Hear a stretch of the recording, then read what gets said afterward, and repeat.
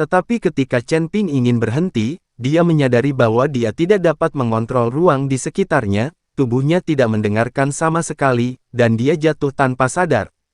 Chen Ping terkejut, dan buru-buru mengerahkan kekuatan spiritualnya untuk memadat di kakinya, mencoba melayang, tetapi dia tidak bisa. Ben tidak berguna, lapangan terlarang, keringat dingin muncul di dahi Chen Ping. Dia tahu bahwa tidak mungkin untuk terbang di atas laut, dan ada kekuatan yang tidak dapat dijelaskan yang menahannya, tetapi pulau kecil itu tidak terikat oleh kekuatan ini. Tapi saya tidak menyangka setelah melompat ke lubang ini, saya tidak bisa terbang lagi. Ada juga kekuatan yang tidak bisa dijelaskan di dalam gua, yang membatasi Chen Ping dan mencegahnya terbang.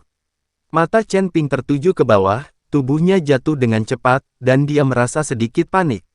Jika dia tahu ada batasan di dalam, Chen Ping tidak akan pernah melompat dengan sembrono. Chen Ping dengan putus asa memancarkan kesadaran spiritualnya, ingin menyelidiki situasi di sekitarnya, dan bahkan menemukan kesadaran spiritualnya. Dipenjarakan, sekarang Chen Ping seperti burung tanpa sayap, membiarkan tubuhnya jatuh bebas. Apa yang dapat dilakukan Chen Ping saat ini adalah dengan mati-matian meningkatkan perisai di sekitar tubuhnya, dan emas yang tidak bisa dihancurkan. Dimainkan secara maksimal, akan sangat memalukan untuk jatuh dan terbunuh. Dengan cara ini, Chen Ping jatuh untuk waktu yang lama, tetapi dia masih belum selesai. Ini membuat Chen Ping sangat takjub, dia tidak mengerti lubangnya seberapa dalam apakah itu. Tiba-tiba, kaki Chen Ping melembut, lalu dia jatuh ke air, dan gelombang besar itu mengejutkan. Berdiri, Chen Ping menjulurkan kepalanya keluar dari air, lalu melihat ke atas, dan menemukan ada langit hitam luas di atas kepalanya. Tidak ada cahaya sama sekali, dan bahkan pintu masuk gua pun tidak terlihat. Namun, di atas permukaan air, ada cahaya redup. Dengan bantuan cahaya, Chen Ping menemukan bahwa air tempat dia berada bukanlah hitam, melainkan semacam merah muda, dan permukaan air masih bersinar. Bukankah ini di lautan tinta? Chen Ping sedikit bingung. Lagi pula, pulau kecil ini berada di atas lautan tinta. Jika jatuh dari lubang, mungkin itu menembus pulau kecil dan jatuh langsung ke lautan tinta. Tapi melihat warnanya sekarang, sepertinya tidak seperti berada di lautan tinta, lagi pula warna air laut tinta itu hitam, dan ada bau yang tidak sedap.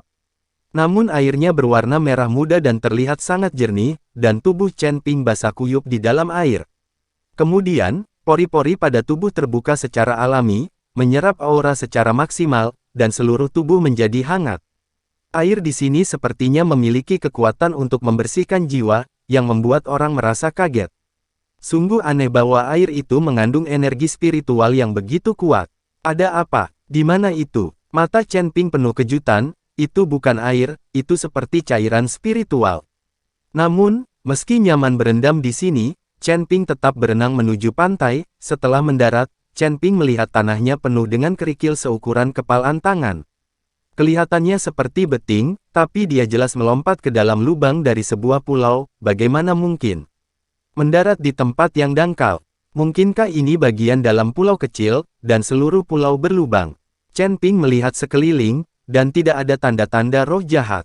Roh jahat itu sepertinya tidak pernah muncul setelah Chen Ping jatuh ke ketinggian tertentu, menyerang Chen Ping, draw.